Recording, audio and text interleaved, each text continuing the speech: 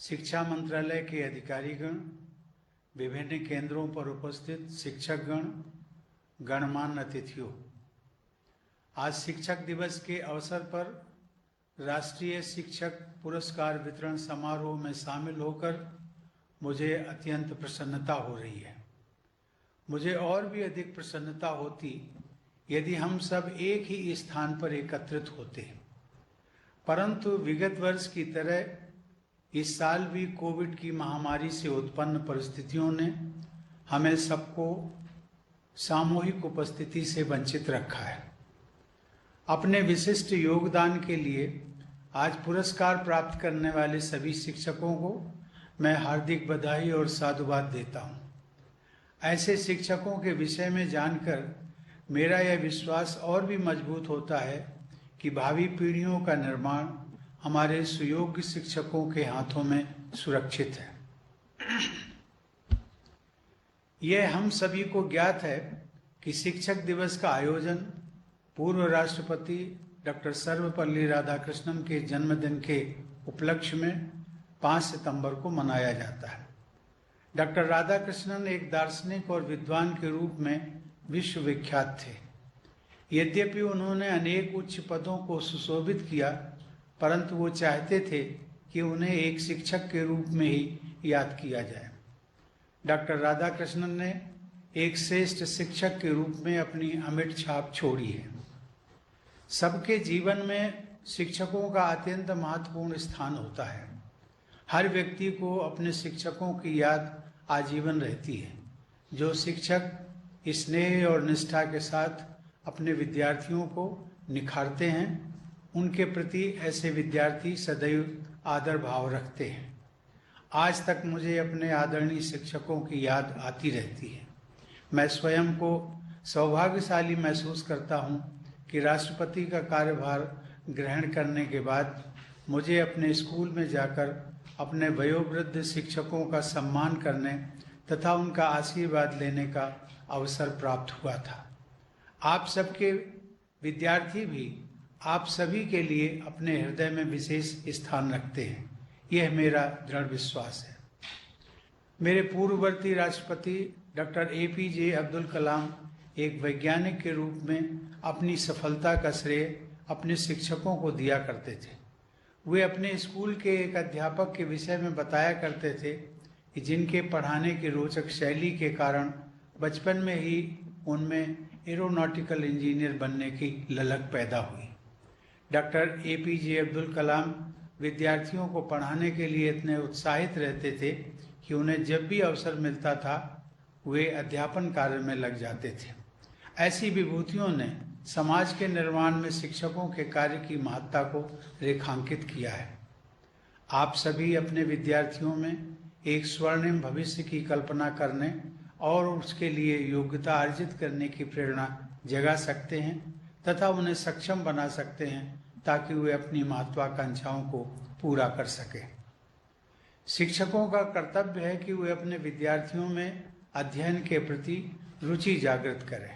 संवेदनशील शिक्षक अपने व्यवहार, आचरण व शिक्षण से विद्यार्थियों का भविष्य संवार सकते हैं। प्रिय शिक्षकगण, पिछले वर्ष लागू की गई हमारी राष्ट्रीय शिक्षा नीति में भारत को ग्लोबल नॉलेज सुपर पावर के रूप में स्थापित करने का महत्वाकांक्षी उद्देश्य निश्चित किया गया है। विद्यार्थियों को ऐसी शिक्षा प्रदान करनी है जो ज्ञान पर आधारित न्यायपूर्ण समाज के निर्माण में सहायक हो। हमारी शिक्षा व्यवस्था ऐसी होनी चाहिए जिससे विद्यार्थियों में संवैधानिक मूल्यों तथा नागरिकों के मूल कर्तव्यों के प्रति निष्ठा उत्पन्न हो, देश के प्रति प्रेम की भावना मजबूत बने तथा बदलते वैश्विक परिदृश्य में वे अपनी भूमिका के बारे में सचेत रहें। शिक्षकों को इस बात का विशेष ध्यान रखना चाहिए कि प्रत्येक विद्यार्थी की क्षमता अलग होती है, उनकी प्रतिभा अलग होती है, मनोविज्ञान अलग होता है, सामाजिक पृष्ठभूमि व परिवेश भी अलग अलग होता है। इसलिए हर एक बच्चे की विशेष जरूरतों, रुचियों और क्षमताओं के अनुसार उसके सर्वांगीण विकास पर बल देना चाहिए। मेरा मानना है कि हर किसी के व्यक्तित्व का निर्माण आरंभ में उसके माता पिता एवं शिक्षकों द्वारा शुरू किया जाता है।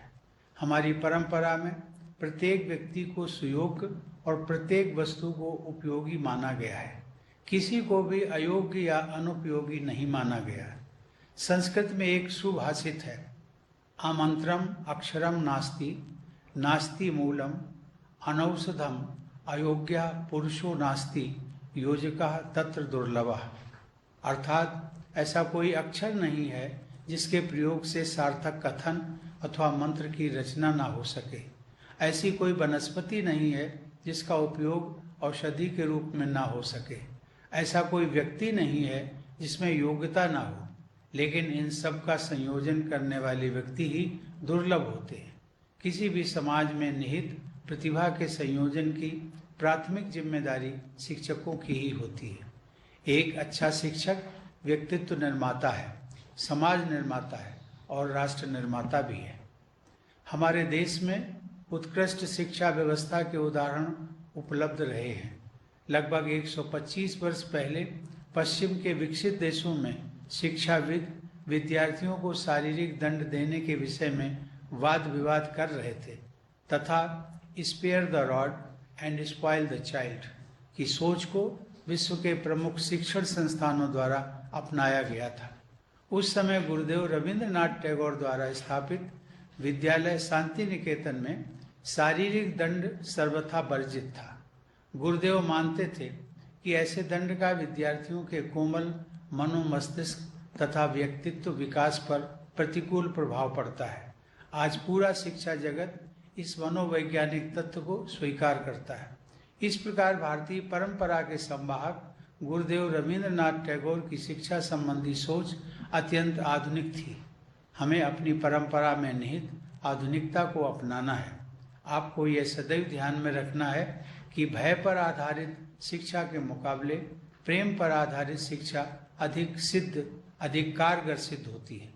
देवियों और सज्जनों, पिछले लगभग 1.5 वर्ष से संपूर्ण विश्व कोरोना महामारी के कारण उत्पन्न हुए संकट से गुजर रहा है। इस परिस्थिति में जब सभी कॉलेज और स्कूल बंद थे, तब भी शिक्षकों ने विषम स्थितियों का सामना करते हुए बच्चों की शिक्षा का क्रम रुकने नहीं दिया। इसके लिए शिक्षकों ने प्रयासपूर्वक बहुत कम समय में ही डिजिटल प्लेटफॉर्म्स का उपयोग करना सीखा और शिक्षा प्रक्रिया को जारी रखा। ऐसे सराहनीय प्रयास करने वाले कुछ शिक्षकों को आज पुरस्कृत भी किया गया है। मुझे बताया गया है कि कुछ शिक्षकों ने अपनी मेहनत और लगन से स्कूलों में उल्लेखनीय बुनियादी सुविधाएं विकसित की हैं। मैं ऐसे समर्पित शिक्षकों को साधुवाद देता हूँ। समस्त शिक्षक समुदाय से मैं यह अपेक्षा करता हूँ कि वे बदलती परिस्थितियों के अनुरूप अपनी शिक्षण पद्धति में भी बदलाव करते रहेंगे। शिक्षकों को सक्षम बनाने के लिए केंद्रीय शिक्षा मंत्रालय द्वारा कुछ महत्वपूर्ण कदम उठाए गए हैं। मंत्रालय ने एकीकृत शिक्षक प्रशिक्षण कार्यक्रम निष्ठा का संचालन आरंभ किया है, जिसके अंतर्गत शिक्षकों के लिए ऑनलाइन क्षमता निर्माण के प्रयास किए जा रहे हैं। इसके अलावा प्रज्ञाता अर्थात डिजिटल शिक्षा पर दिशा निर्देश भी एक सराहनीय कदम है, जो कोविड महामारी के संकट काल में भी शिक्षा की गति को बनाए रखने की दृष्टि से गत वर्ष उठाया गया था। इन दिशा निर्देशों के अनुसार ऑनलाइन कक्षाओं के माध्यम से श्रेष्ठ शिक्षा प्रदान करने का रोड मैप साझा किया गया है। विषम परिस्थितियों में भी नए रास्ते तलाशने के लिए मैं केंद्र सरकार के शिक्षा मंत्रालय की पूरी टीम की सराहना करता हूँ। मुझे इस बात से प्रसन्नता हुई है कि आज पुरस्कृत किए गए 44 शिक्षकों में 10 महिलाएं शामिल हैं। शिक्षक के रूप में महिलाओं की भूमिका सदैव प्रभावशाली रही है। 19वीं शताब्दी में ही भारत के सर्वप्रथम बालिका विद्यालय की स्थापना में प्रमुख भूमिका निभाकर विदुषी सावित्रीबाई फूले ने बालिका शिक्षा की दिशा में कालजयी योगदान किया। वे स्वयं भी आजीवन शिक्षा प्रदान करने का पवित्र कार्य करती रही। बेटियों की शिक्षा को अप्रतिम योगदान देने के लिए ऐसी महान विभूति को मैं हृदय से नमन करता हूँ और आशा करता हूँ कि उनके आदर्शों से अनगिनत लोगों को प्रोत्साहन और प्रेरणा प्राप्त होती रहेगी। अंत में एक बार पुनः मैं सभी पुरस्कृत शिक्षकों को बधाई देता हूं तथा उनके उज्जवल भविष्य की मंगल कामना करता हूं। धन्यवाद। जय हिंद। अपने बहुमूल्य शब्दों से हम सबका मार्गदर्शन करने के लिए सम्माननीय आपका धन्यवाद। अब मैं माननीय शिक्षा राज्य मंत्री